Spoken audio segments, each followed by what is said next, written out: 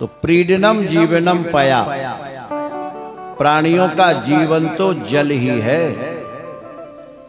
आपने नगर पालिका की द्वारा बनाई गई जो पानी की टंकियां हैं ना, उस पर लिखा रहता है जल ही जीवन है।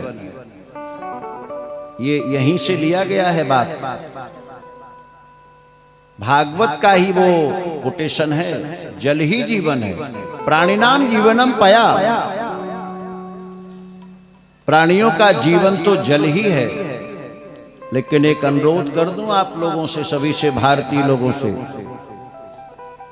पंडाल में बैठे हुए श्रोताजन हैं जो, और ध्वनि विस्तारक यंत्र से जो हमारी बात दूर दूर तक पहुंच रही है, सुन रहे हैं, और यूट्यूब के माध्यम से जो लोग देश और विदेश में सुन रहे, उनसे भी अनुरोध है हमारा कि आप जल का संरक्षण करें, जल को बेतहाशा न बहाएं, जल को निरर्थक रूप से आप उसका अपव्यय न करें।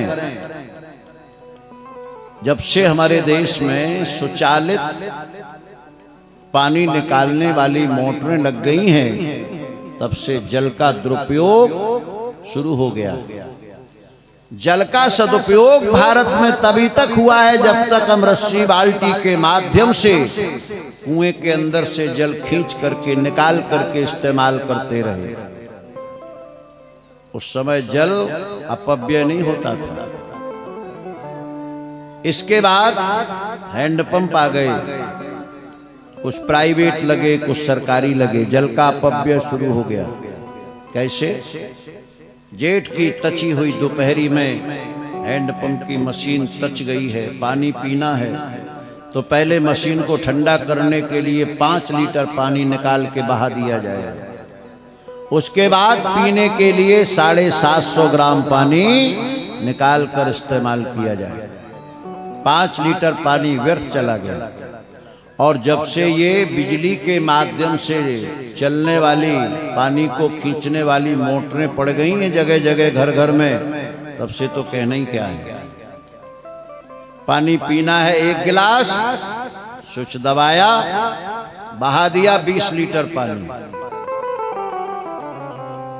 इसलिए आप लोगों से करबद्ध अनुरोध है कि पानी का संरक्षण करो। क्यों? कि अगर हमारे देश में एक बार अगर अन्न की कमी पड़ गई तो दूसरे देश से अन्न मंगाया जा सकता है आप लोगों के उदर पूर्ति के लिए। और अगर कहीं पानी की कमी पड़ गई तो पानी तो भारत में ही है, अन्न कहीं है भी नहीं। कहां से आएगा जल पीने वाला?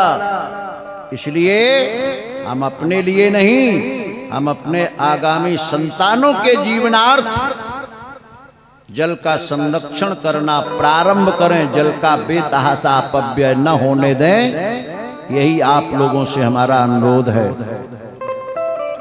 भाइयों, प्राणिनाम जीवनम पया,